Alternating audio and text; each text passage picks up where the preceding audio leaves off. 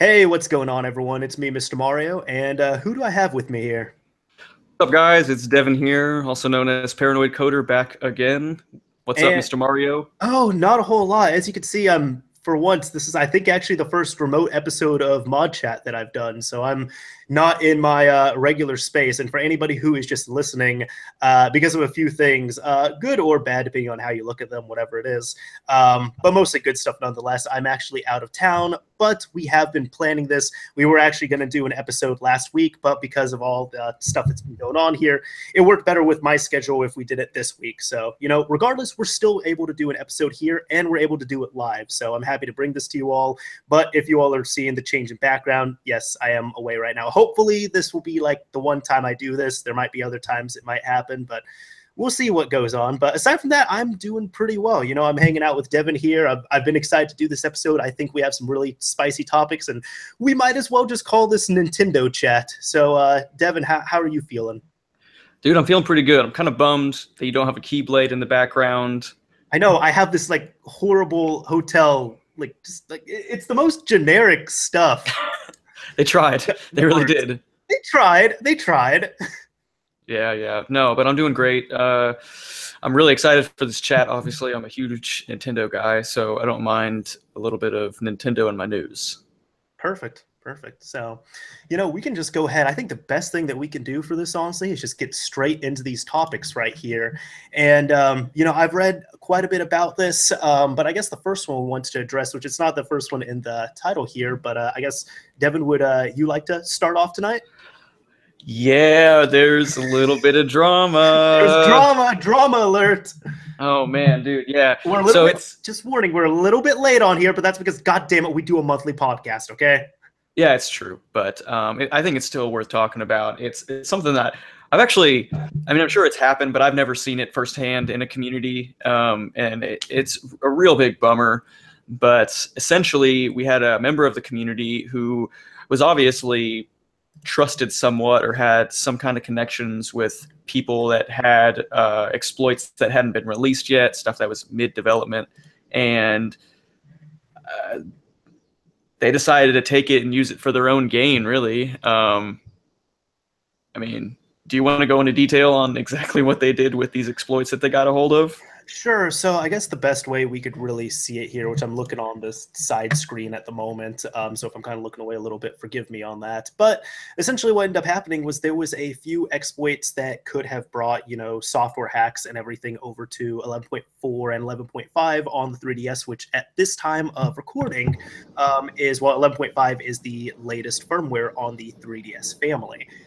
Essentially what happened was there was a Flipnote, I believe it was a Flipnote Studio 3D exploit, and it was going to allow us to, run Homebrew, and then of course, give us a way to downgrade software-wise. Granted, this was also in kind of a time before ntrboot, which we will be bringing up here later into the episode. So this is at the time where really the only options you had were a hard mod on the 3DS to modify it, or you could do a DSiWare transfer. If you didn't have either of those options, you were just stuck on stock 11.4 or 11.5. So these were some exploits that were hidden and not even super well refined. They were still getting worked on and everything. But there was one person who, as Devin said, was trusted in the community. PokeAcer is his name. But he ended up straight up stealing a few exploits, and he turned them into Nintendo, and apparently his payout was $1,382. Let's see. So, no, well, that was one of them, but looks like he got just over $3,000, so $3,430 to screw some people out of Homebrew, which some people are saying, there's like, yeah, I wouldn't have taken that money. Honestly, it's a few $1,000s. Depending on where you're at, like a few $1,000s is still good money. But the thing that I condemn completely is that he just straight up stole this work right here, which shouldn't be. Everyone just kind of trying to, get rid of this guy, shun him, whatever it is. But from what I saw, I didn't know him personally by any means, but I think he might have had some bad history as well, too. And he was trusted again. Correct me if I'm wrong on that. No, you're actually right. Kind of piggybacking off of what you said, it really is a shame. a lot of companies have these bug bounty programs where they're actually looking for people to find these exploits, and they reward them with money, like you said. I don't think that these bug bounties are an inherent problem, and I don't think people submitting bugs to them is inherently bad, but he did steal it, and this wasn't his first time actually doing it. How he got trusted after the first time, I'm not sure. I really don't know his connections or who he was connected with, before and after the first event, but he did get caught doing this once before, and he said, "I'm sorry. It won't ever happen again." He made some public apology, and here we are. So this, I mean, it's a real bummer. I mean, almost on like a kind of human level. It's like, come on, man. Like, people gave you a second chance, then here you are again. And I believe he even like bought a MacBook with the second payout really quickly. From what I understand, yeah, no, it was pretty premeditated. It was he bought a Switch, he bought a few games, and he bought a MacBook, which people were more pissed about the MacBook than the actual exploits being stolen, because they're like, are you serious? You had all this money and you blew it on a MacBook. Yeah, to each their own, but yeah. I mean, obviously, yeah, this guy, maybe he was, maybe he wasn't, but I'm guessing he probably wasn't rolling in dough, and he probably was like 14, 15 at the time, so admittedly, that. Yeah, no, I think he's no older than 15. So even the thing I was telling people, because they're just like, yeah, $3,000, it wasn't that much of a payout. I'm like, well, when you're at that age, just add another zero to it. Like $3,000 as a 14 or 15-year-old feels like $30,000. Yeah, no, I totally could feel that. That's 100% true. If I was that age and I got that money, that'd be crazy life-changing. Well, MacBook and Switch changing right here, I guess. Yeah, no doubt.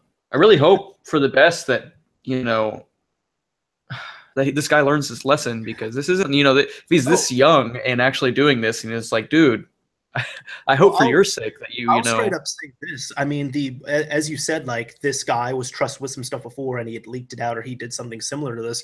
That was the first break. They should have just exiled him from the community completely. The fact that they trusted him again, that's kind of on the community's fault right there. I'll just straight up say that. So people don't want this to happen again. It's like, how you prevent this from happening again? You completely exile him. It doesn't matter if he apologizes, or if he's really nice, or even if he develops something really, really awesome. Because I've also seen that as well too, where developers, they'll do some shady shit and then they'll do something awesome, or like a few nice things, and they go back to doing, their shiesty shit again.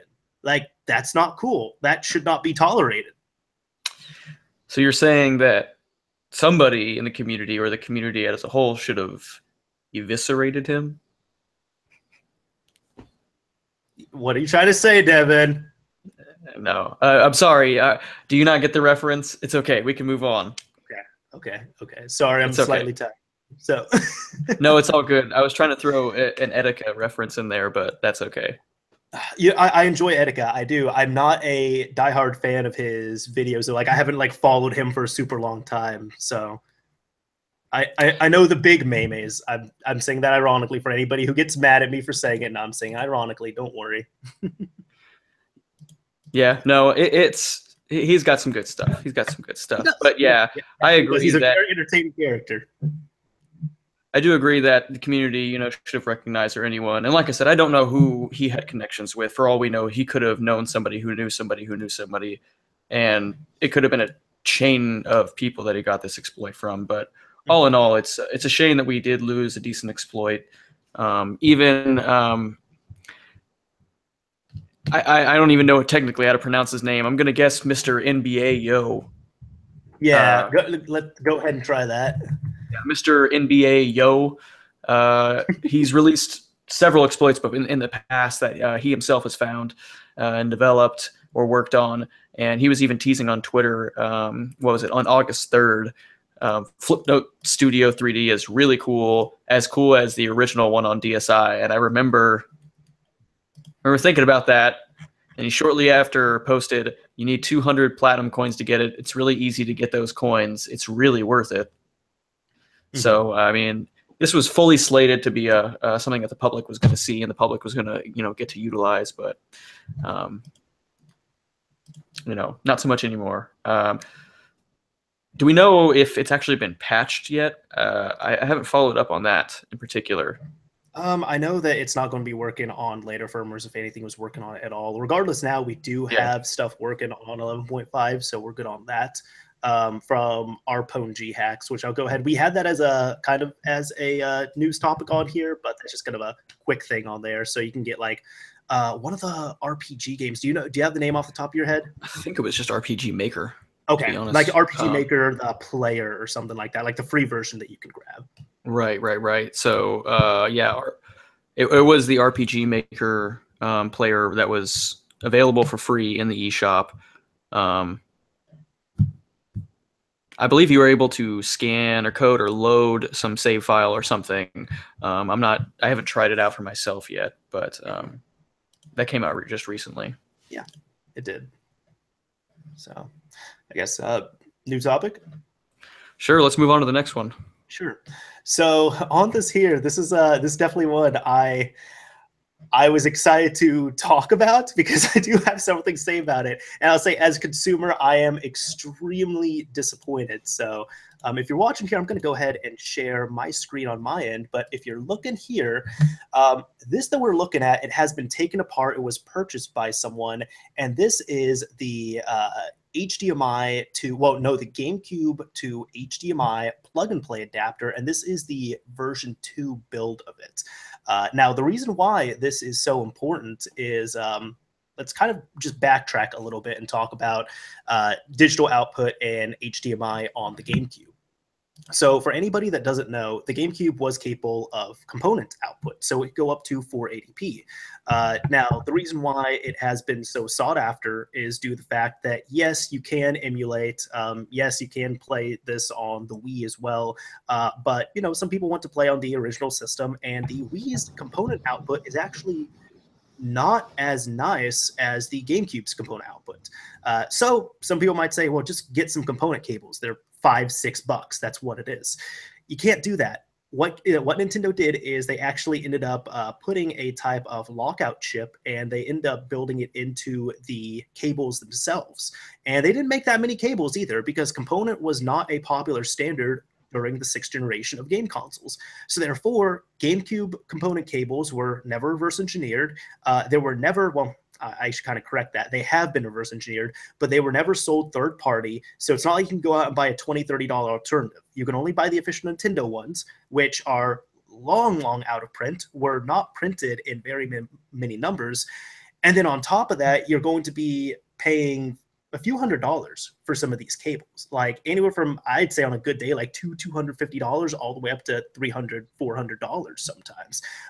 They've definitely inflated in price. So people have tried to look for workarounds on here, not only to get this working with component, but maybe even get HDMI working. And comes the issue of the GameCube itself. You have two types of GameCubes, one with digital output and one without digital output. And it's just a second port on there if you have digital output. So you have to have one of those GameCubes, which isn't too hard to find. And then there's been plenty of homebrewed solutions such as GC Video, where, I mean, you have to open up the system, flash a board with GC Video, install it, and it's kind of this, it's a good but janky system all at the same time, and it is a pretty intense install, I'll say that. Which is why I never really looked into it. I looked at it as like, that's not really worth it for me for what I'm looking for. So this was supposed to be the solution to all of our problems. It is selling for $100, and it is a component to, well, digital output to HDMI. So therefore, it's just this little box. You hook it up into the back of the GameCube, plug it into HDMI, then plug it into your monitor or your TV, whatever the hell you're using, and you're able to get straight up digital 480i or 480p signals out of there. Sounds great. What is the problem with it, though? Is it that they're really expensive? No, it's $100, which is expensive. Don't get me wrong, but it's not, $400 expensive. Is it that they're not making that many? It's not really that either. There is one guy who's making them. The problem is these are actually frying people's consoles. With the way they are designed, they're a bit loose. They're kind of, as many people have said, a PCB sandwich, so to speak, and they're not properly insulated. They haven't been, fully tested, And there's a lot of people, this has been repeated over and over and over, a lot of people where they have their GameCube on and they just kind of nudge it a little bit, and all of a sudden their GameCube stops working. And this device has been frying these GameCubes. Granted, the digital output only GameCubes are a bit harder to find than GameCubes that do not have digital output. And on top of that, you have this $100 device right here that is just zapping these consoles. So one person who did a video was Metal Jesus Rocks. He did a really stellar and glowing review of this product, which convinced a lot of people, even myself, to, look after one. I'd looked into this, and when I confirmed that it was true, I was like, oh, I want to buy this. I actually signed up to buy one and everything. I did not buy one because then I started reading about this zapping a bunch of people's GameCubes. But one thing that I kind of want to talk about on here too is a lot of people were saying as soon as these reports came out, they're saying Metal Jesus Rocks is completely, he's responsible for this. It's his responsibility. It's all his fault. He needs to, he should have known this is going to happen. He should have known he needed to report on this. And I'm going to disagree with that. The reason why I'm disagreeing with that is because he is not the person who is building it. He was not the tech behind it. He is not going to be, of course he is a technical person, but he's not going to be, super crazy technical about all this. And for the most part, in his review, he really didn't have any issues with it. So when it came review time, he didn't have anything negative to report on it, and his GameCube was not zapped. But people in droves were attacking him over this and were saying that he needed to report about it. Well, what ended up happening was I ended up retweeting this on Twitter, and I put Devin in it as well too. But kind of a bittersweet thing right here. From Metal Jesus Rocks himself, this was today. Update: my GameCube got bumped at a party while powered on, and the HDMI adapter killed it. Warning, update vid coming next week. So as you can see, it's even happened to him, the biggest YouTuber who had reviewed this product right here. This is definitely a big issue, and I guess I've talked for quite a bit at this. So, Devin, I know you've researched this. Would you like to take the reins on here a bit from what you've seen? Yeah, sure. No, it's pretty controversial, and it makes me reflect on some products that I've bought in the past too that may not have been 100% official. In the past, things have worked out pretty well for me. I haven't had any issues like this, that's for sure. But it definitely makes me think twice about purchasing some third-party, add-on component or whatever to do something that the console wasn't originally supposed to do. The history behind this, it sounds like, was basically this just wasn't an experienced engineer or developer, really. This was something that perhaps someone in their spare time in their basement was able to get working without any real knowledge on it. And I think it's even reported that they were on forums asking how to program the board that they were going to be shipping. Yeah, no, I was going to confirm that as well too. Even like people who are making alternatives or people who had originally worked on, the GC video project and such, they had called them out and they were saying, like, just 7 or just 9 months ago, you didn't know how to do any of this. You were asking for help to program the board, something very basic. So how the hell did you go from that to thinking that you're warranted selling these full time? Right. So he ended up getting it working, found someone potentially to mass produce these, or at a moderate scale. Himself. He's building them all himself, and he has said he said in the comment of Metal Jesus Rocks review that he is doing this full time. I mean, I've never programmed boards. I'm not a hardware person like that. I mean, as you know, I'm deep into the software world, but yeah, I mean, that sounds really error prone. I would much rather give the designs and the specs to someone to actually print these boards, but perhaps that's just me. But yeah, I don't know. It sounds really problematic, and a lot of issues have arose from it. And it sounds like Metal Jesus Rocks is trying his best to get a response out, but it really is a shame that he's gotten caught up in this whole entire thing, because I think it could have happened to anyone. I actually don't think he even had a response to the feedback on it until now. Because from what I've seen, like I'm a pretty big fan of Metal Jesus Rocks. I've enjoyed his content as well. So even I was kind of like keeping my eyes peeled, like, is he going to say anything? But no, from what I see, this is the first public thing he has said about it, because it zapped his system. Right. Yeah. No, and that's really telling. Obviously, when you're caught up in a situation like that, it's hard to, it's it's hard to figure out what to do if it's not happened to you. If you're not having any issues, things are going well, it's not like you can give a bad review of it. You can just go with what the community says and possibly not take any chances and, you know, let people know. But it sounds like this truly did affect his device, and now he's out of GameCube. Yeah, I'll say this. Even I know I'm looking them up right now on Badass Consoles. So the guy who runs this, here's the thing: they have the GC video, and they've been working on this now. They create it's one guy, so I should say just one guy, but he's worked on the GC video at minimum. I don't know if it's completely his baby and his project or not, but he has made PCBs. He is a bit of a perfectionist as well too, so he really makes sure that everything is working properly, it's ready to mass produce and stuff. But he's working on a plug and play solution for the GC video, like a plug and play alternative. So if anybody's looking for something similar to this, I would say, although we've been waiting a long time, hold on to your money, wait for Badass Consoles to release something. If you're really that impatient, I mean, you can get a pre-modded GC video GameCube, I guess, if you want to do that. I'm personally still going to wait on that plug and play option because that definitely appeals to me. And I'm glad I waited on this as well too, because as I said, I would have paid this guy gladly, but then I found out, I did some research, I found out this is happening, and this has been documented. And as I said, everyone's explaining it as a PCB sandwich. It's just kind of all stuffed in there, not properly done, obviously, because this is frying people's systems.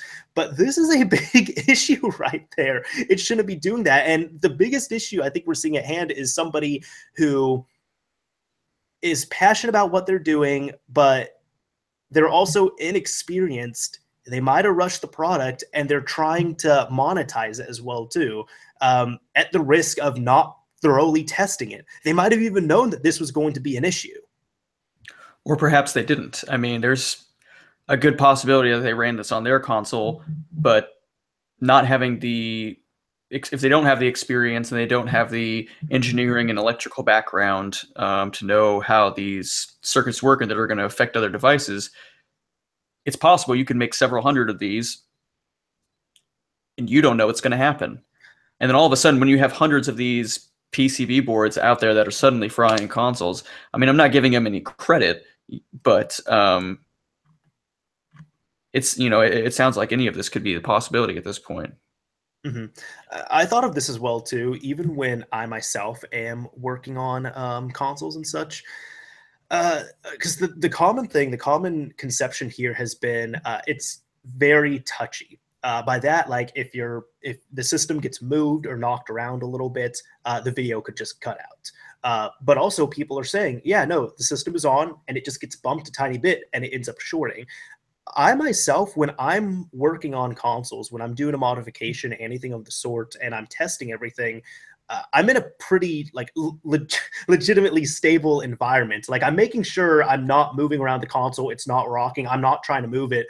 So I'm trying to give him the benefit of the doubt here. Maybe he did test it. He verified it was working, but he didn't try and test it with the console moving, which even I myself, I wouldn't do that either. Sure. Yeah. I mean, when you're doing this, I mean, I guess perhaps it's a little different. No, I don't think I would shake something. I don't think I would just go out of my way to simulate that like erratic I'm just environment. imagining, like Devin, imagine you're like flashing, like let's say you're doing a hard mod to your 3DS, and as it's in the middle of flashing or something, you start shaking it up to test and make sure all the connections are proper.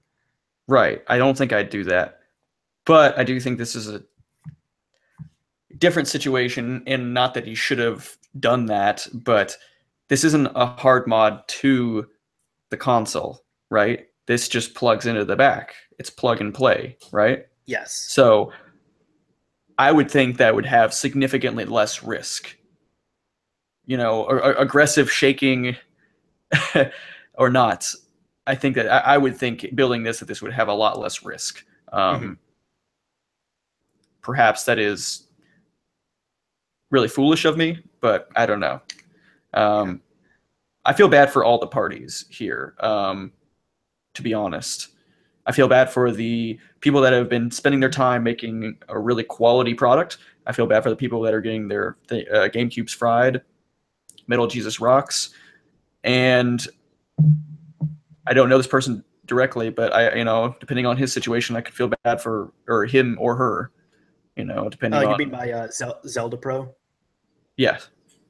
Okay.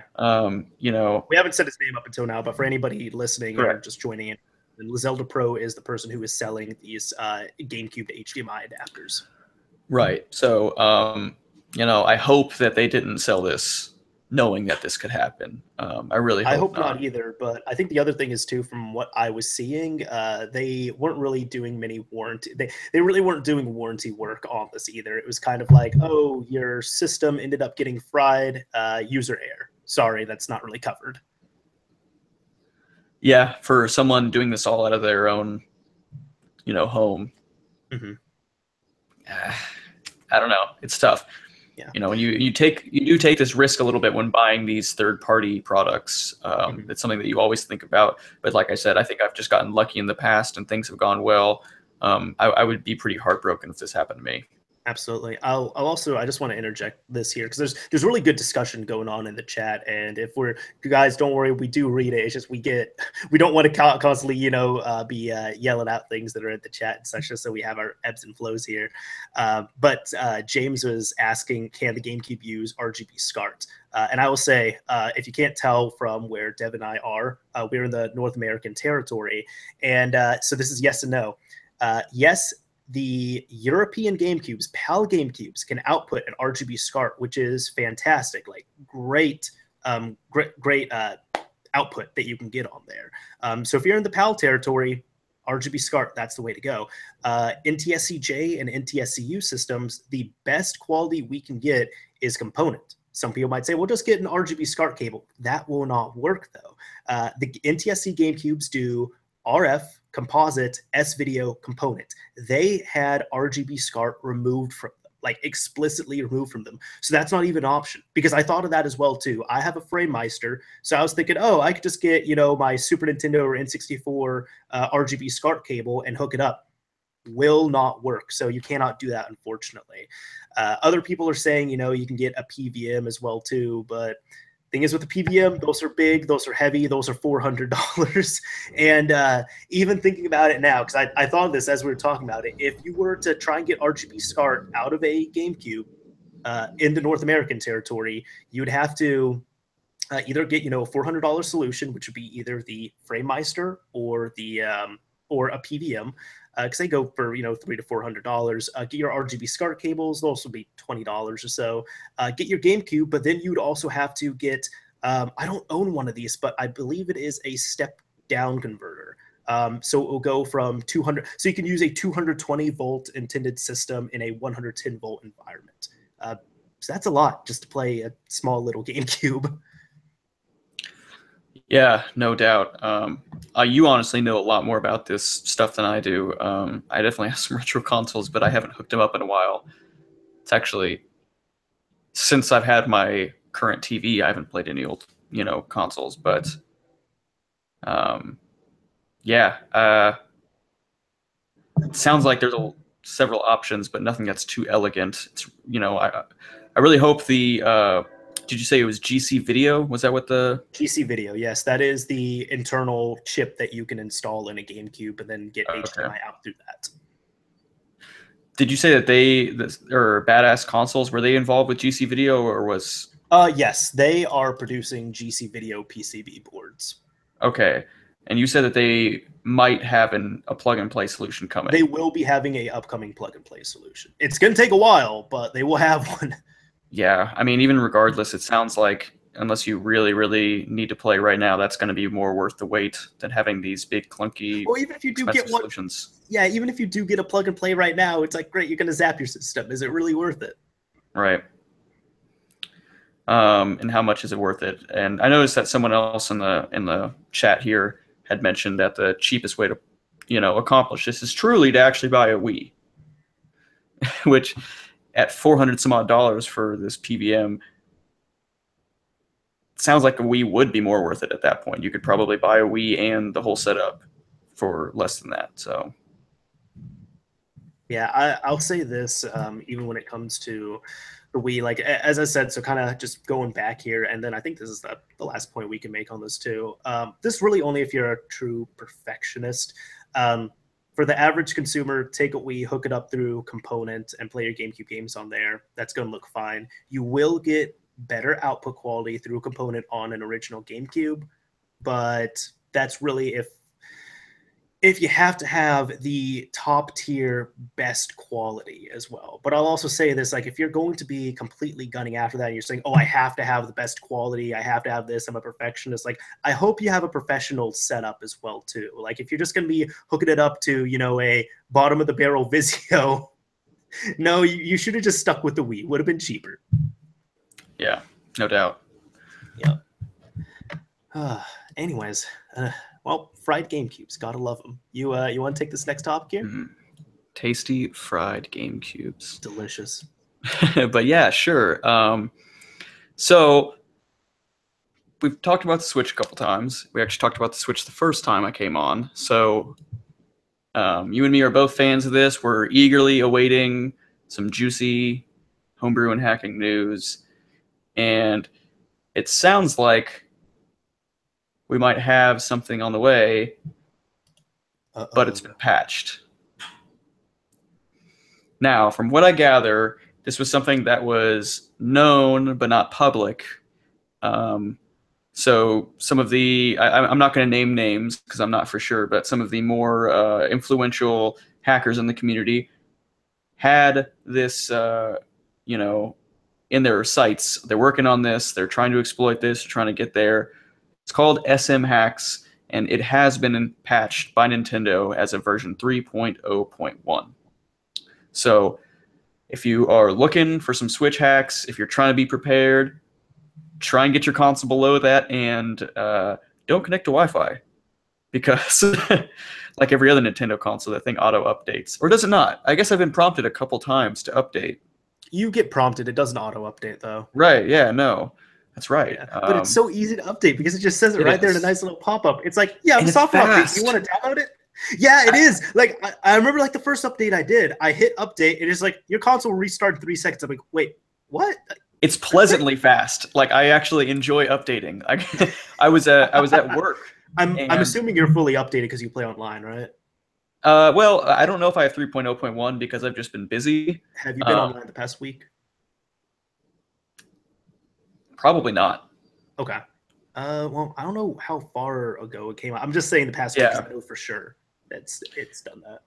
I don't think I'm on the actual latest release, but I do play online. I do like it. You know, now that I'm older, now that I've got my own monies, even though I don't want to particularly spend the money for 2 Switches, I'd rather have a Switch that's updated that I'm not having to worry about, and a Switch on the side if I get there, you know what I mean? No, I can agree with that as well, too. That's what my optimal setup would be as well. Right. So I understand that's not the case for everyone, so if you really do want some Switch hacks, I would highly recommend you stay on 3.0 and below. That's going to be, you know, we don't have anything for sure. We don't have any inside information. We don't know how soon, but if you are looking for some hacks, if you really want to be ready for it, I would say that's where you want to be, 3.0 and below. Yeah. I'll even. Are you familiar with the hack itself, though? Well, I was gonna say, I mean, as much as I can be, there hasn't been anything that I've been able to test with, but I will read out, you know, and this will be linked, you know, after the show and such. But Wolo.net, they did a awesome write up on it, and this is actually from the Switch Brew Wiki. But they said, quote, prior to 3.0.1, the service manager, that's where SM comes from, built-in system module treats a user as though it has full permissions if the user creates a new SM port session but bypasses initialization. This is due to the other SM commands skipping the service ACL check for PIDs, I believe that's it, less than or equal to 7. Example, all kernel bundled modules. And that skipping the initialization command leaves the PID field uninitialized. Successful exploitation results in acquisition, registering, and unregistering of arbitrary services. So they even said right here, they as in Wolo was saying that, you know, if you couple this with a WebKit exploit, you can have full kernel access on here.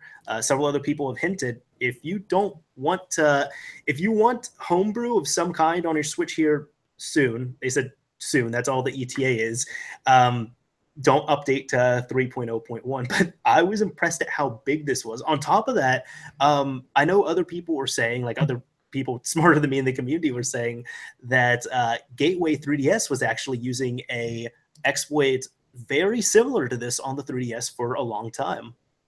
Yep, I heard that as well. But like you said, we still do need another piece of the puzzle here to actually get this to be a full working exploit that users can use. This is really just privilege escalation.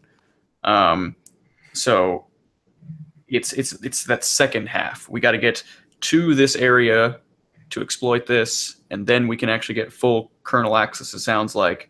But we do need a front-end user exploit. So whether that's in the form of a WebKit exploit or a game save exploit like we've also seen, we'll need something else as well. And I don't think there's any news on anything that we know exists right now. I believe they're going to keep it under wraps until it's totally fleshed out and totally ready to go.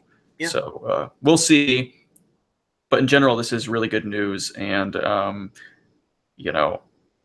I can't remember what time frame I gave it, but I said I'm pretty sure I said we're going to see something significant, I think, within 6 months. Yeah, I'm thinking so. And we're right about that mark, actually. I've been impressed at how much they've been able to reverse the system up until this point. Yeah, I really have a lot of faith in the team. Yeah, for a system that came out just over 5 months ago, damn. Yeah, I mean, I really have faith in the team. They do a really good job. They're already documenting a lot of stuff on, is it Switch Brew? Yes. 3D, I think it was just 3D Brew was the kind of like accompanying site for the 3DS. I don't think it was 3DS. That sounds about right. Switch Brew has definitely been for Switch, but obviously from the name. Right. It's 3dbrew.org. That has been a really good resource for low-level documentation of the Switch, kernel exploits, past and new, all kinds of stuff. And they're really continuing that trend with Switch Brew. So if you're interested in actually learning more about the console, there's a lot going on there. Go ahead and read it. I still would like to dive a lot more into it. I spent some time with this exploit, but it's really promising to see what they're doing here. Absolutely.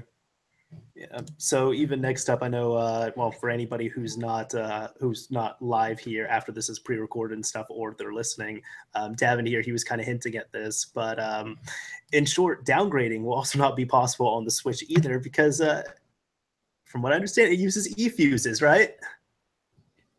Yeah. I mean, I won't say downgrading is not possible, but it's going to be trickier than ever.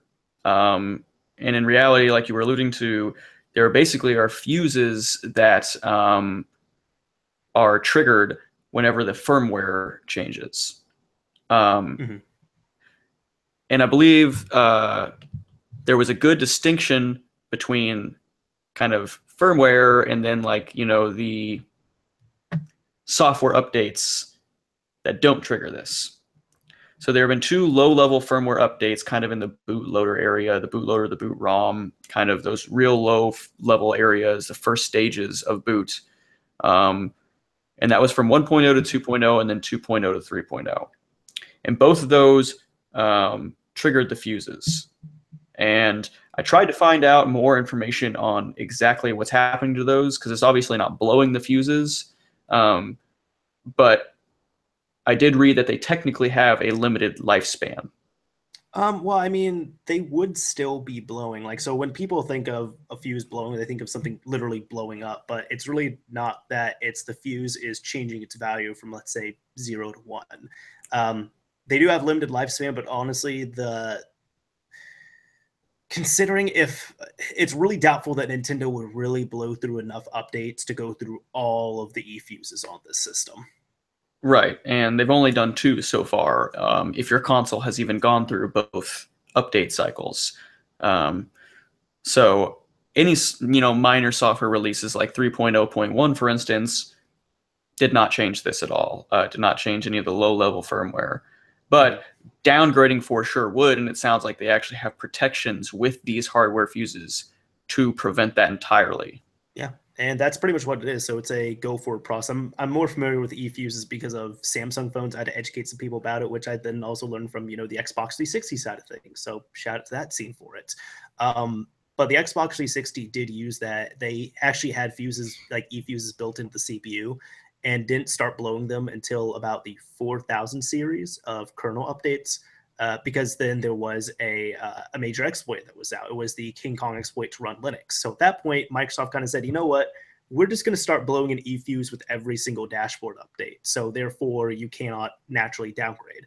And that's kind of the fact of it as well, too. If you try and downgrade your system, you successfully get, lower NAND on there and you boot it up, it will then fail because it does not have, the eFuse right there, it's blown for that series, and it's saying you cannot run this on here. Right. So a literal hardware limitation.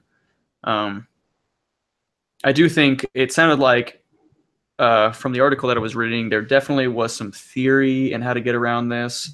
They also, very heavily stressed that this does not technically prevent homebrew. If we gain access to user land or kernel at the current version we're on, it's not a problem at all. But we may have to get crafty with what we do. I don't know how this affects, MU NAND or red NANDs either. It's all up to speculation now. Sure, yeah. But any kind of redirected NAND, we don't know how that's going to affect fuses at all. So there's a lot of speculation, we don't know for sure what this means, other than that it makes it more difficult to downgrade. I mean, from what I'm seeing on here, I think we might even be looking a bit too far into it, but it looks to me, kind of just from, again, the 360 side of things, looking at that, kind of applying this knowledge here, it just looks like, if we have a exploit that comes out on firmware 3.0, for example, if you're on 4.0, you're not going to be able to downgrade. Just because that eFuse issue right there. So it's only going to be forward updating with every major firmware update. As we said on here, but also as Devin was saying, with firmware, going from firmware 1 to 2 or 2 to 3, those are going to blow the eFuses. But going from firmware 3.0.0 to 3.0.1, if we understand this correctly here, that's not going to blow the eFuses. So it's just with major firmware update revisions. So it's going to just have to be on a system that hasn't been updated past that major firmware revision on there. When they did say this on here, this was I'll link this down below. This is a Reddit thread where Resonate, that's his name. This TV is just horrible for viewing on here. But, one of the points was, does that mean we can't downgrade ever? No, but it is difficult. If an exploit is developed to break the chain of trust before the system software is decrypted and loaded its RAM, then it's fine. But it may be a compatibility issue. Essentially, your firmware is running at a higher version than the software, and the firmware is expecting things to happen from the software land. It may panic. So I know the only thing with that, the only way that this has been really bypassed for is literally taking off the chip that contains the eFuses from the board and replacing it with one that hasn't had those blown. And this is not just on here, but this has been, on other systems and such. Yeah, I mean, who knows? It's nice that we have some frame of references here, but I really think it's early days on this, and I think it's nothing to completely panic about. We have options. We, don't even have any exploits actually public and usable yet. So the future's still really bright for the Switch. So I think it'll be interesting to see how it plays out, though. Yeah, we'll see what happens. If it's anything like the 360 scene, it's really not going to stop. It's just there's going to be certain limitations we're going to have on firmware versions that we have to be careful of, and that's really going to be about it. Yep, absolutely. Yeah. Hey, you know what? If this is the case, maybe we won't have to go through the issue of downgrade, like on the 3DS, how we had to do, the downgrades from 10.x to 9.x down to 4.5 to get not 4.5 to 2.1. Maybe we just don't have to do those super crazy updates and downdates. Yeah, I mean, it could definitely push us to go ahead and get to the good stuff earlier. You know, maybe something like ntrboothax. That'd be interesting. I like your segue on there. You wanna? I mean, with that, you wanna take control of that there? Sure. We've had some really good recent developments with the 3DS. Boot 9 strap was an amazing achievement, and honestly, a lot of people were thinking that was like close to it. Like, we've done it, we busted it wide open. Where do we go from here? Except Magnethax. Magnethax. I Magnethax, love calling real thing. I did not believe you, honestly. The first time you had notified me about this, I was like, I see what you're going with here, and I see why you think this could be real, but I don't know. Turns out they were really onto something. Yeah, I remember you were even trying to prove to me too how it wasn't real. Yeah, well, I mean, I remember the video that you showed me initially could have been easily faked, was my only thing. Like, I just had a lot of speculation. Obviously, I think anything's possible. I've seen the craziest things, you know. Pandora battery alone was like enough for me to be like, okay, anything is possible in the modding world. Like, we have no idea what these manufacturers can do. Yeah, but we're flashing batteries. Magnets, Fucking magnets, no doubt. How do they work? Yeah, so essentially, the 3DS has a mode that it can boot into that it's essentially triggered through the 3DS detecting that it's in sleep mode with the lid closed, because the casing has magnets in it.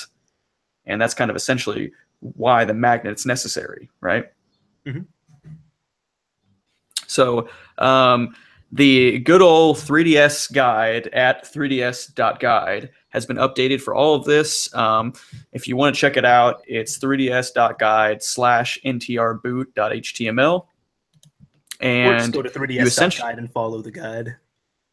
Yeah, sure. I mean, definitely from start to finish is always good. Always follow the guide, step by step. Don't miss a step. Follow the guide.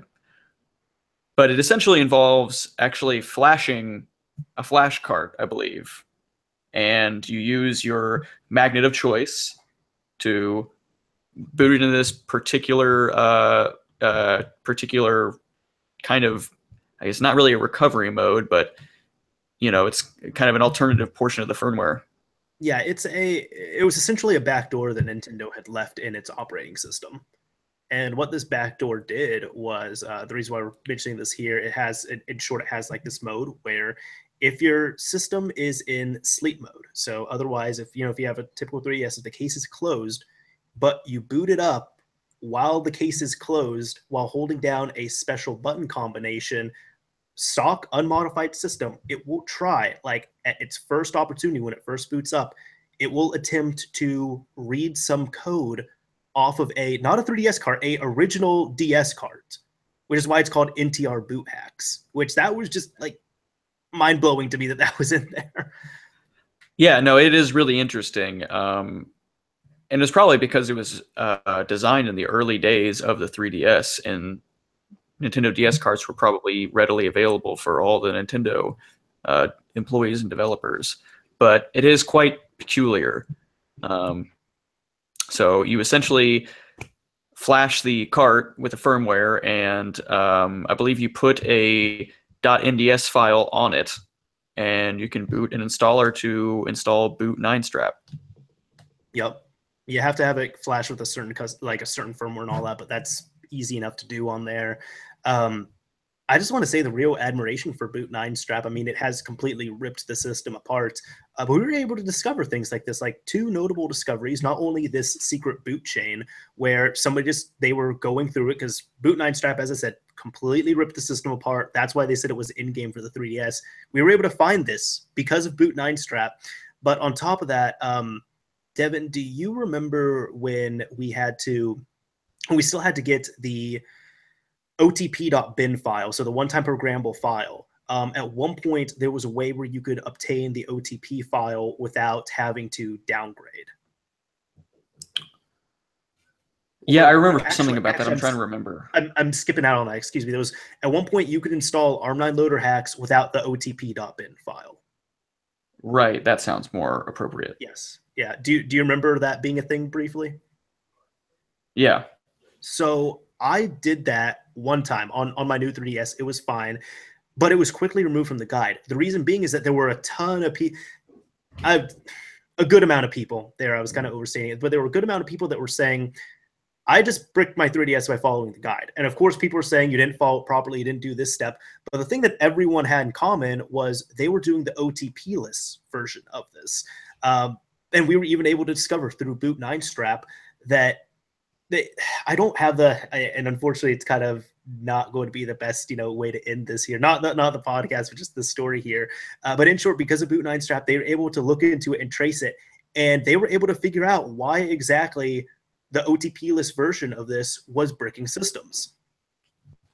Oh, wow, that's fascinating. I had not heard about that, actually. Yeah. Yeah, no, so they said they're like, even when it came out, it's like, well, guys, we have Boot 9 Strap. You're probably not going to brick your 3DS installing this. We're not doing Arm9 loader hacks anymore. We don't need OTP.bin. But we've at least discovered the mystery, so that's cool. It was like the Jack the Ripper of the 3DS scene. Yeah, that's funny. Yeah, no, I'm definitely glad that we're here now. We don't have to deal with OTPs. We don't have to deal with OTP-less. We're in a really good place with the 3DS. It's an amazing time. Honestly, if you have a 3DS now and you're wanting to get into the modding scene, I've been saying this for a while, but it just couldn't be better. That's true. Also, before this goes away, I just want to, because I don't want it to be ignored, shout out to the Mod Shop, and thank you very much for your donation. It is extremely appreciated and will definitely help out the channel and ModChat. Yeah, no, definitely. It's much appreciated. Thank you very much, man. Yeah. But yeah, no, when it comes down to this, no, even so, because prior to this, I'd actually, in the past month or so, I had done 3 DSiWare transfers for people, and that itself, I mean, that's an old type exploit, but that was fascinating to do as well too, and it just cracked me up with the way you would do it. I also did it to a new 2DS XL, which I'll say, kind of going on a tangent here, but I wish the new 2DS XL came out a few years ago, and I would have bought it. As soon as that came out, I saw a lot of people giving it some flack online, but I immediately was like, oh, I was all about it. As soon as I saw it, I was like, you really didn't need to come out with another one. But if I was in the market, that's what I would get. I don't use the 3D at all. It looks nicer to me, actually, and it's not got a glossy casing, which, if you know me, I do not like glossy any tech. It just gets scratched. I'd much rather have matte or, plastic everything, to be honest. So it looks really nice, and I'm glad to hear that it got, hacked pretty quickly. Yeah, no, it's been, well, I mean, it was, since it's still running on the same 3DS firmware and the whole family, it was fine working with that. But no, I did do a DSiWare, I did do a DSiWare transfer on it, I think probably 1 or 2 days after it was released, and it worked out just fine. The nice thing is too, I only have like 1 or 2 pictures of it, just me like, doing the modifications such, but the thing that just made me smile is that you can remove the micro SD card without having to carry around a fucking screwdriver. Do you know how nice that is?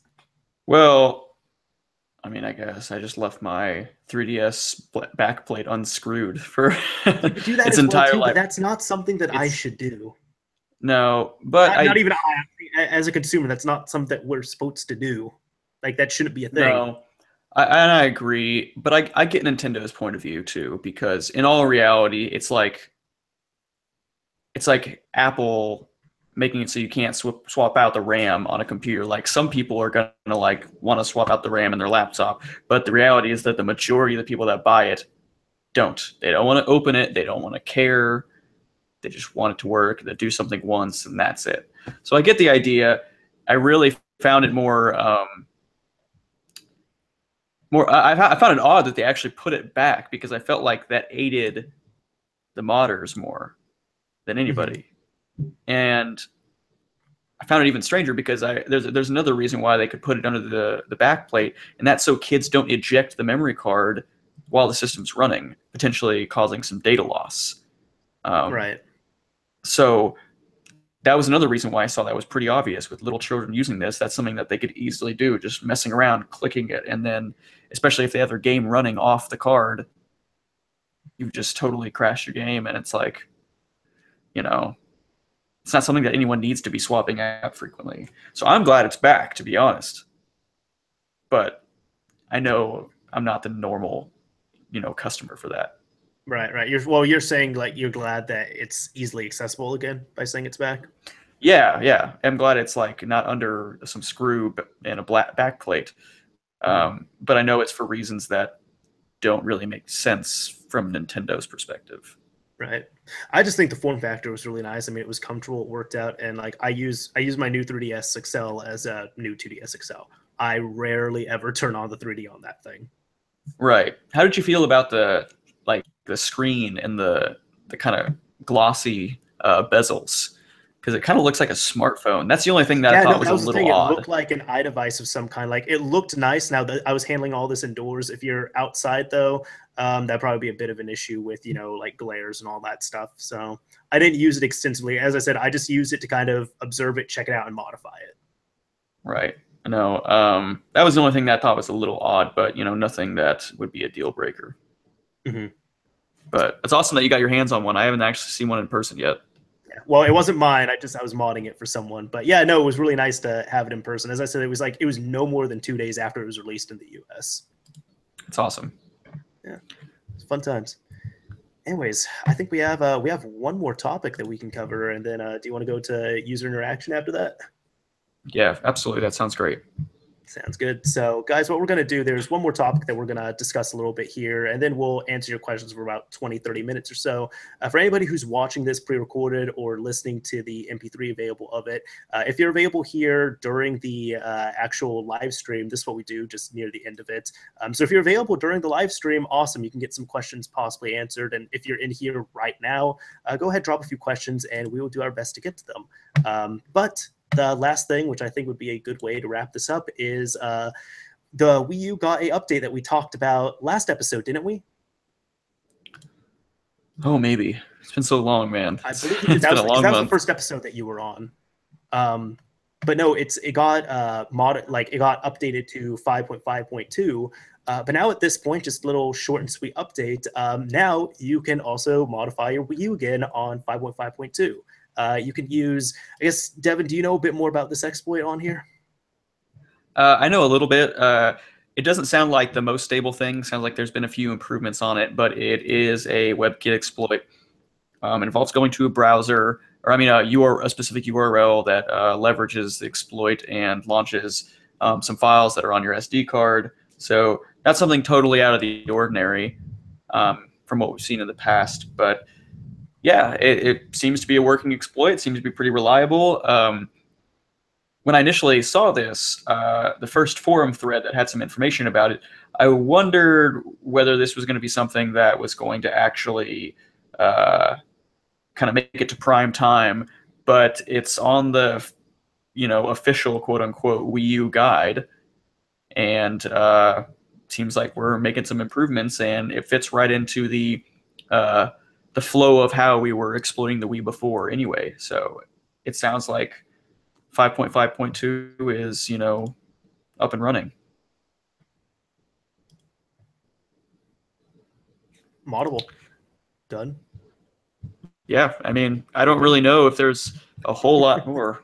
Gosh, yeah, I think everything is going to be compatible on there as well too. So there's no like cross compatibility issues or stuff that's going to work on, from what I understand, on 5.5.1 that's not going to work on 5.5.2 because the kernel exploit was still the same on it. It's just the entry point, the initial entry point was patched up. But yeah, from what I see, the only difference is really just the delivery method, which would be, from the website that you're going on to. Yeah, absolutely. And we even mentioned that the last time that we had a show was that we were very well aware that kernel access was still available as long as we had a reliable entry point. Mm-hmm. But one thing that me and you haven't talked about is what happened to Crunchyroll. Weebhacks, as we were, I think, calling it, or other people had nicknamed it. I don't know. I did download Crunchyroll and I did download the update for it, but I don't know what happened with that. I'm sure that's still going to come up and be a thing. I really hope that it's still viable. I really hope that, perhaps we'll see it come up after another Wii U update, if that even happens. I really doubt there's going to be another. Wasn't it a while ago that it was rumored? I think like DevKit's got a 5.6 update or something. Ooh, I'm not sure. I had not heard. I think I'd seen that a while ago that they got an update, or there was a rumored 5.6 update that was coming out, and then months and months and months later we got 5.5.2, which really just the customer facing thing was they just wanted to deprecate Miiverse on there. Right. Yeah, no, I had not heard, but yeah, I don't know. The only way I could see that happening is if they came in with like another, like a full, patching the kernel exploits and the whole 9 yards. Possibly this was like 5.5.2 was like a quick hit to stop, new people from exploiting it, and then they have another exploit lined up. I don't know, but that's the only thing I could possibly see. It's a lot of money and a lot of time to invest in a console that they've obviously moved on from. Yeah, like they're not going to focus on that anymore at this point. Like there's really not much of a reason for them to, especially since they're really not selling it officially in stores. They're not going to be supporting it as much. As I said, the main customer facing thing here was Miiverse, but when it came to patching exploits, it was really half-assed. There were 3 major things we talked about in the last episode, and only one of them was patched up, which was the entry point, which is like, great, the big exploits are still there. We just need to find another entry point. Right. Obviously, they've expressed a lot more interest in continuing the 3DS line. They've got some new games coming out. They keep talking about it. Obviously, the new 2DS XL came out. So I won't be too surprised if they continue to work on that. But I do agree, if they make another update for the Wii U, I will be a little bit shocked. But on the same note, the more exploits, the merrier. The more exploits, the merrier. I can agree with that. Oh boy, on here, I guess you want to take some questions before we sign off? I think it's a fine time for that. All right. So I guess kind of going here, this is directed more towards me. I don't want to go into this because I can rant for like 20 minutes about it, but why do you hate the PS3? I remember you saying this in your Xbox 360 retrospective vid. I have several, well, in short, I have several videos talking about my distaste for the PS3, so I'd recommend checking those out. Maybe they'd be fun listens. Really, I just didn't like the direction they were going with. Sony was coming out with their big dick swinging and everything. They were overcharging for the system. They felt like they could do whatever they wanted to on there. They removed other OS. They were removing, features that people were actually wanting to use on there, originally touting it as an open and free system that you could do whatever the hell you want to on this, but they started backpedaling on a few things. End up splitting the RAM, so the thing was just abysmally slow when it came to doing anything in the XMB, anything with the network, whatever it was. The Wi-Fi card, I had so many issues with it on there. I had so many issues with the system just being slow overall. I'm more of a Sony person when it comes to generations, like console generation stuff. And I tell people that the PS3, that was the first time in a console generation where the Sony system was not my favorite system. Of course, the PS4 is a lot more powerful, but like the user experience I get on that, the PS4 to me is what the PS3 was supposed to be. Just, 7th gen power instead of 8th gen power. It is good that I think they made a comeback, at least as far as you're regarded. But I do agree with most of your statements. I haven't ever owned a PS3 or a PS4. I've kind of fallen out of the console game, aside from some Nintendo stuff as of late. But it really did disappoint me when they were cracking down on other OS and all that stuff. I didn't even know it existed until they started removing it, so that was a big bummer for me.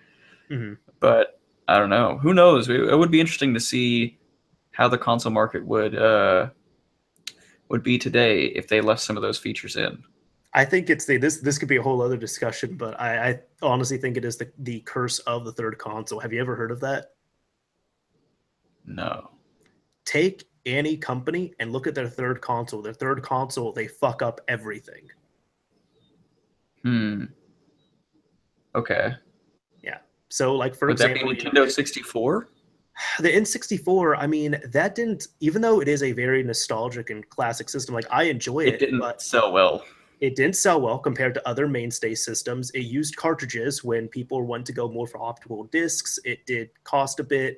It was hard to develop for. Some The people say Nintendo did architecture that on is purpose. like Yeah. ridiculous, super outdated, and just very strange. That's why Nintendo 64 emulation is always so crappy And on that's consoles and and stuff. that's why Nintendo 64, they kind of have to focus per game. So that's why you'll have some games like Super Mario 64, Smash Bros. They work perfectly or nearly perfectly in an emulator. Then you can take, hey, I like this really obscure childhood game when I was a kid. Super Mario 64 works perfectly. Let me try this out. Doesn't boot. Right. And that goes into kind of a different discussion with emulators, which we won't get too far into, but some emulators are developed with emulating the features of the system as best as possible, and other emulators are developed to play specific games as good as possible.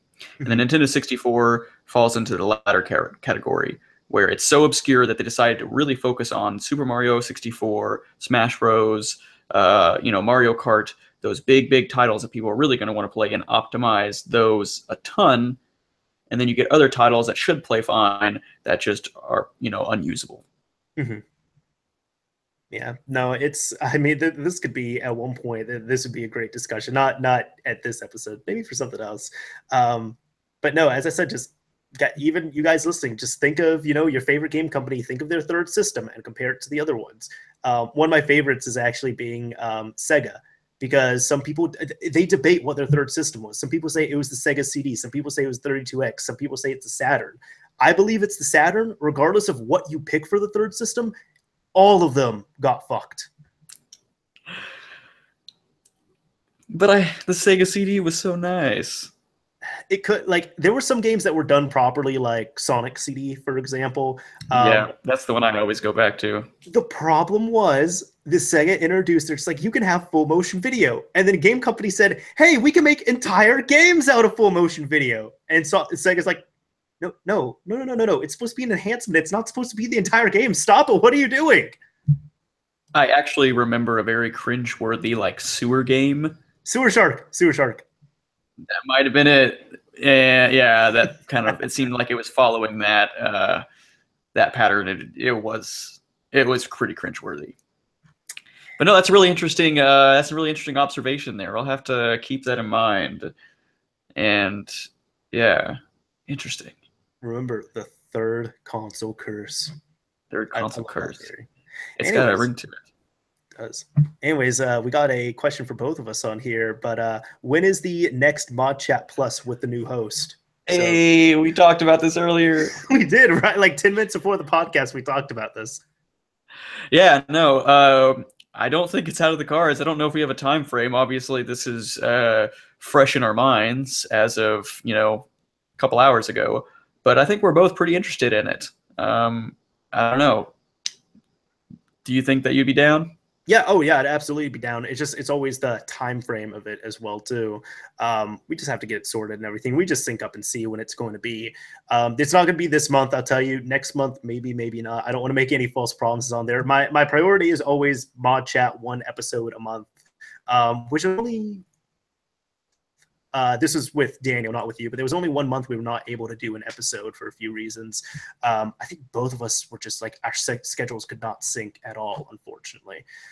But yeah, no, we are definitely wanting to bring it back. And I also I kind of want to just bring this up, but seriously, everybody, just like everybody listening, watching, whether you're here, whether you're watching the pre-recorded version, whether you're listening to it on your phone or whatever the hell it is, I've been truly impressed with this. And I just want to say thank you for being really awesome with Devin, the new host here.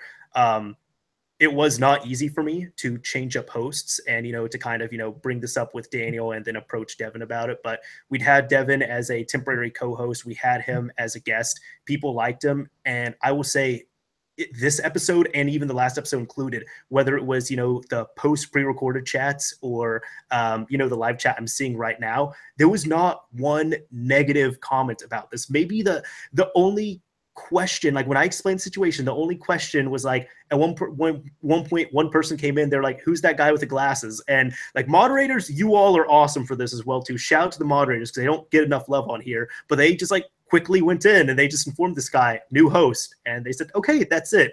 But Devin, thank you for joining the ModChat team. It's been appreciated. And to everybody who's listening and watching and are fans of it, seriously, thank you so much for just, being so awesome with the host change here. Yeah, no, man. I mean, thank you. And thank you to all the moderators, all the people in the chat. I've felt nothing but love from you guys. It's been a really fun time. Obviously, we had talked, and I think we've even mentioned this, I've been listening to podcasts and following YouTube content like this for a long time. And this is something that I've always thought about and kind of I guess fantasized about a bit, like, man, it would be cool to be that kind of voice or to be a voice. Me and you have talked, and obviously I've got way more opinions than I should. So it's been a blast, and I definitely feel the love from all the people out there, and I'm really excited for the future episodes. So thank you guys, and I do hope that in the future I'll be, hanging around more, especially in the Discord and stuff like that. And I'm obviously going to be on here, hopefully we won't miss a beat either. Hopefully we'll hit this every month. Yes, hopefully so. Oh, and last thing on here, the same guy, Xe, who was asking, so when is, I don't know if you were in this, if you would join this conversation ever. Devin, when is the ModChat movie? The ModChat movie? Oh, man. Oh, geez. We're gonna have to talk offline about that. I mean, I didn't think that was public yet. Yeah, that was No.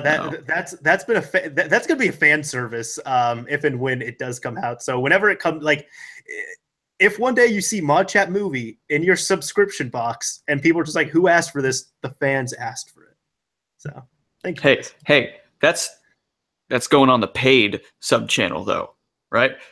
Got to make the monies for that one. I'm not doing that, man.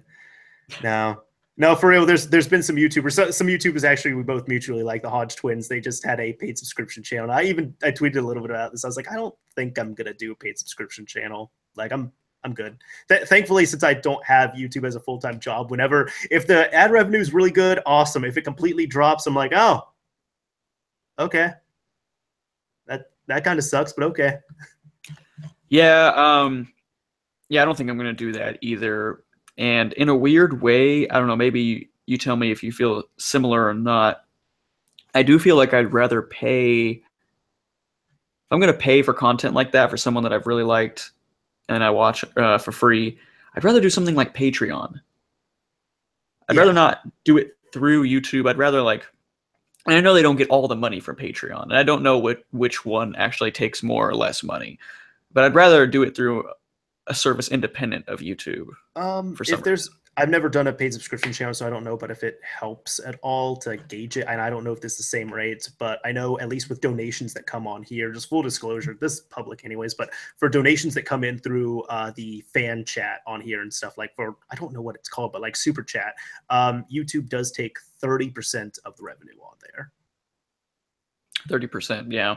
And that seems to be typical in a lot of the industry with app development. When I was actually releasing apps, it was 30% that Apple would take from the cut. So I don't know if that's changed. I haven't released anything publicly in a long time. So, but that seems to be kind of a standard rate for content these days.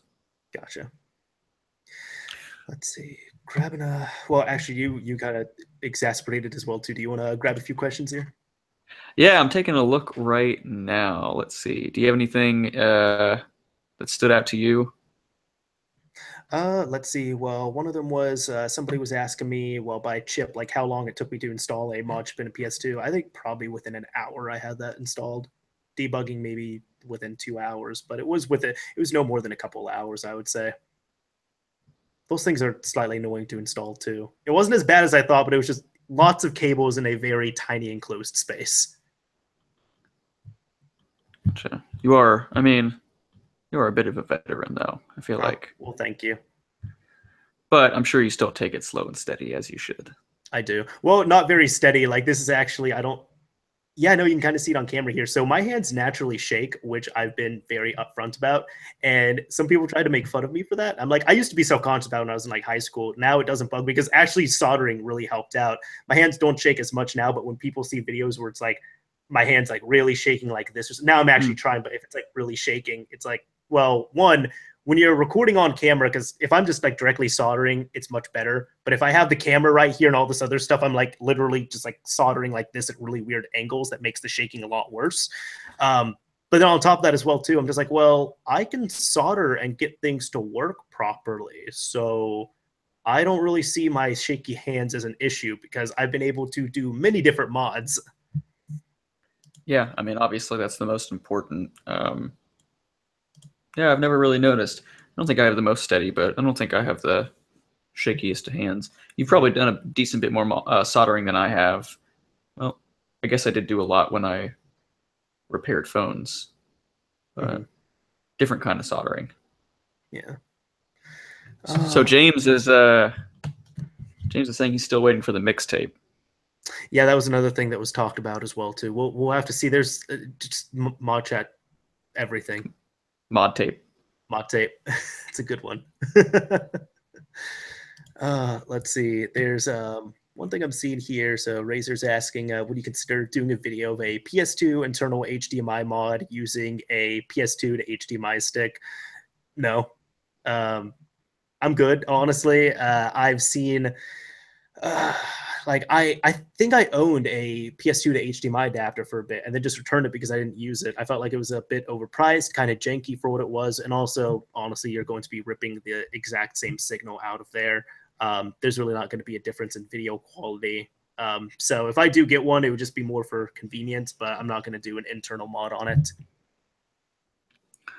Mr. D Money here is asking, would you consider doing a retro mod chat that talked about past hacks from more classic consoles? And namely, he seems to like name stuff that's no newer than like Sega Dreamcast, it looks like.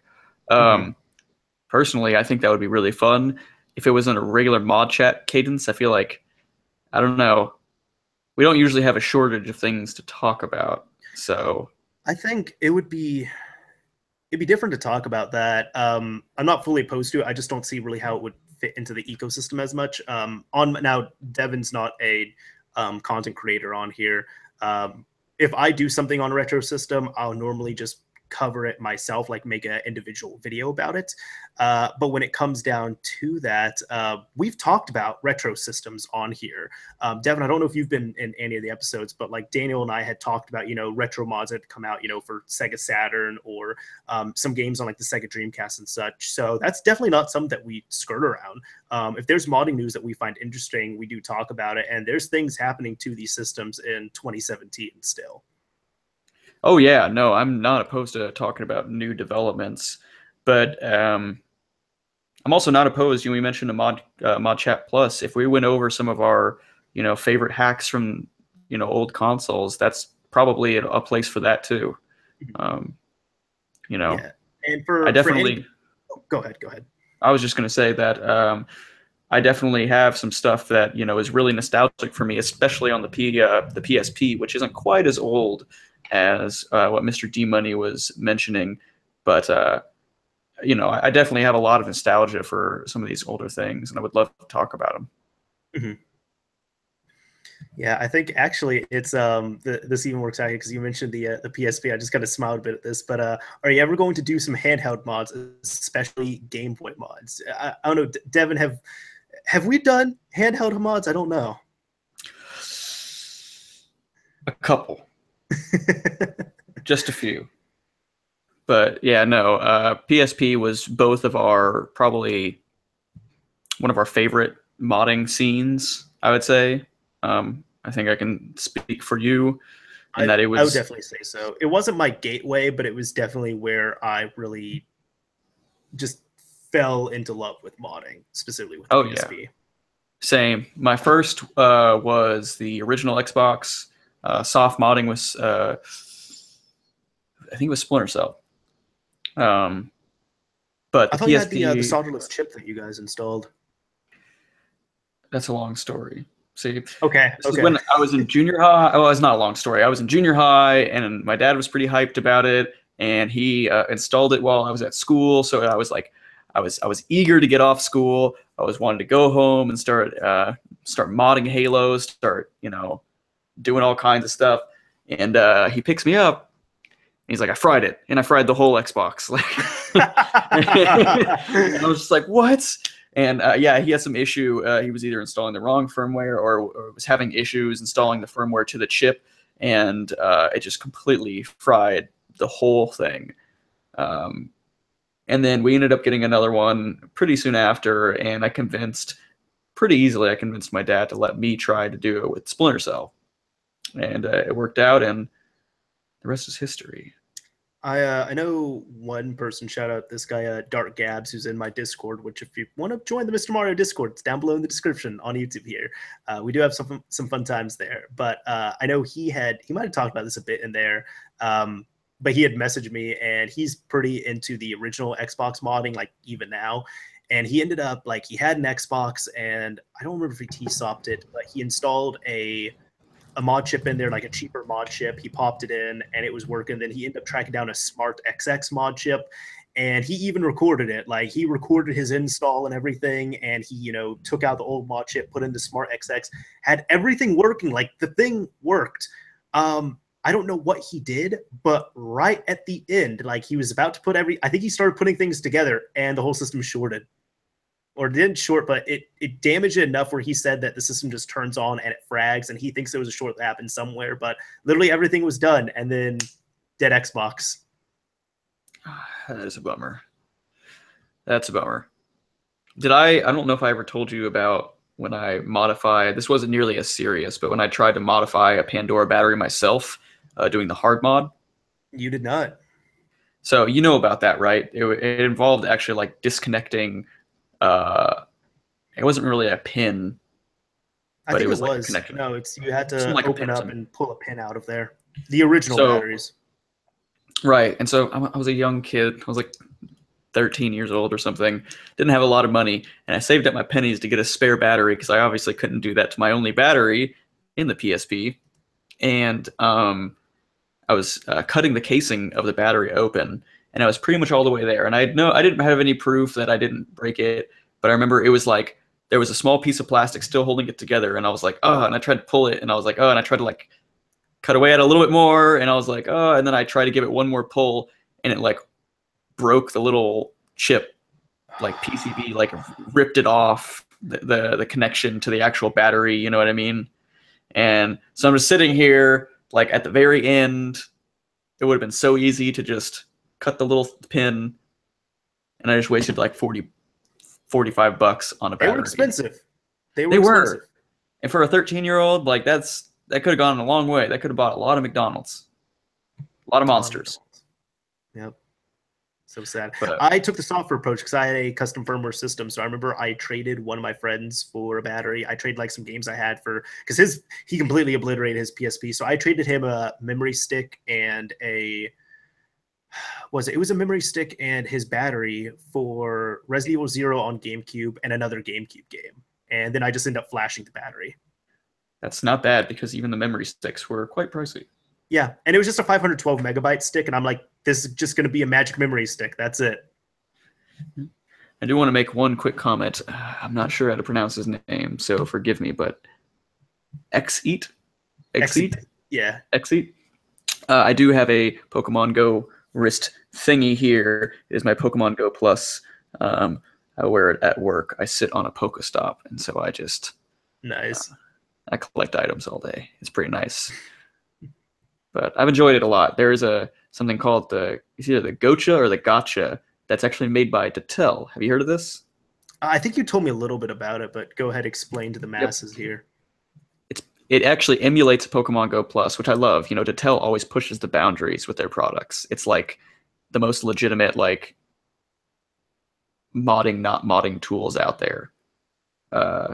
And basically, it emulates Pokemon Go Plus and auto catches and auto spins Pokestops for you without having to click a button. So I might be investing in that. Neat. That'd be a neat thing to check out. I don't have Go installed on anything right now. I still play. No I've shame in that. definitely. Yep, I've got all the legendaries right now. I'm all stacked up and doing the raids. In fact, been using Discord for the organizing the raids. I mean, I've gone raiding with Devin. It is pretty fun. Yeah, no, it's blast, man. It's been really fun, but I at the same time I don't blame you for not having it installed, especially since you still have a rooted phone, don't you? Yeah, I just don't want to go through the effort of bypassing all that stuff, especially for something I just really don't play. For a while, I had a iPhone that I had a completely stock iPhone that I had Pokemon Go installed on that I could have played at any time, and probably for the year maybe I had the iPhone. I played Pokemon Go 2 or 3 times. Yeah, I've gone through, ups and downs with playing it, and I definitely have a lot of issues with it still. It's by no means a quality game. I've actually said, especially recently, that is the buggiest piece of software I've ever wanted to use. So there's that.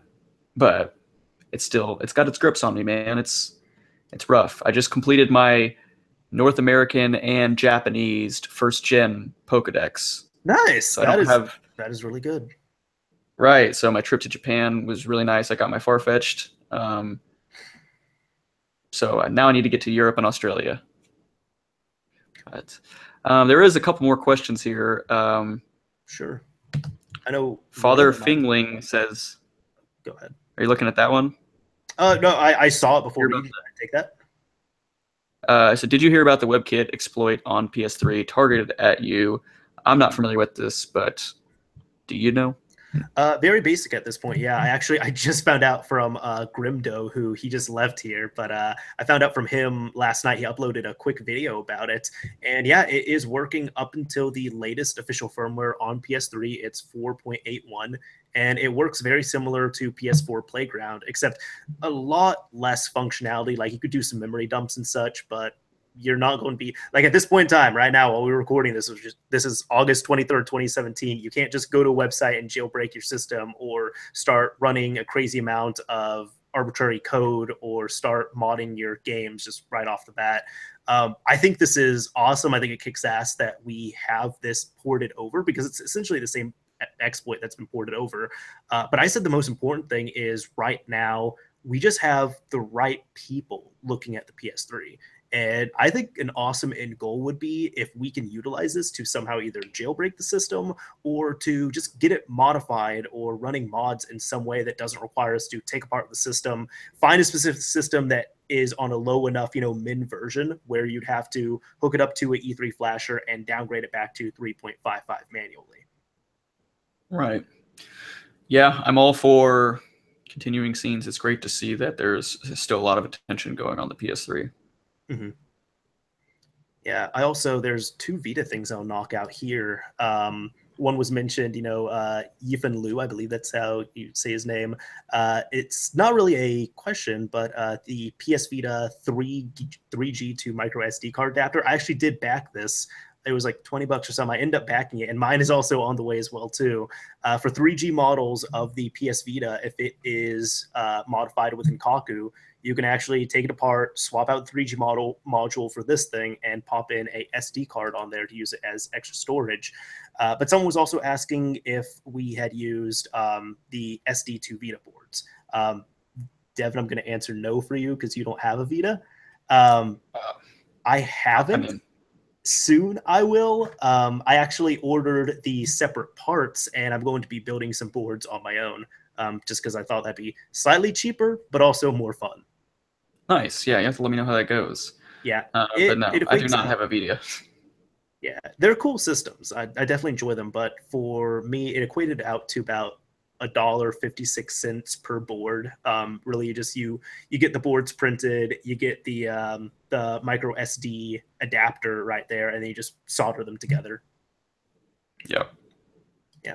Well, yeah, you have to let me know how that goes. Definitely, I'd really love to see that become, more of a thing because those proprietary memory formats are just, man. Yeah. No, it's still good to have your original Vita memory card. But now what you can do is you could have just a 4 GB memory card on there, which you can get for cheap enough.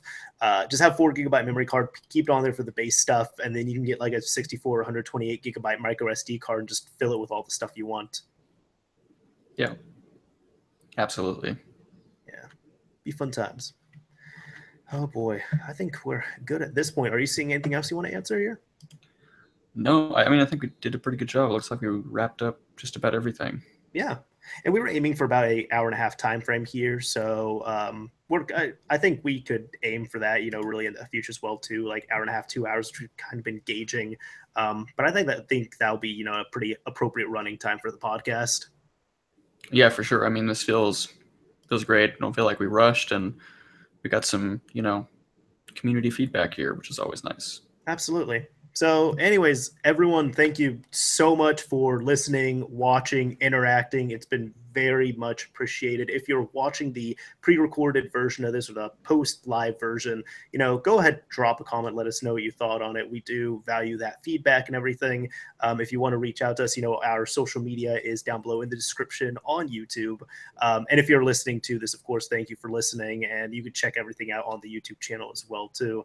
I'm your host, Mr. Mario 2011. You can find me on YouTube and pretty much just look me up and you'll find me most places. So send me a tweet of a fox or something like that, and I'll enjoy that. Yeah, absolutely. And I'm Devin, Paranoid Coder. You can find me on Twitter, just Paranoid Coder, one word. I'm also in the Discord, the Mr. Mario Discord, which is I haven't been in there too much, but you can definitely get a hold of me, and I'm hoping to be around some more. But Twitter is definitely a really good place to reach me if you feel so inclined. Yes, follow Devin on Twitter. He's a good guy on Twitter. Thank you. No problem. All right. Anyways, this is Mr. Mario signing off. Thank you for watching, everyone. Very much appreciated. And we'll talk to you all in the next episode of ModChat. Peace.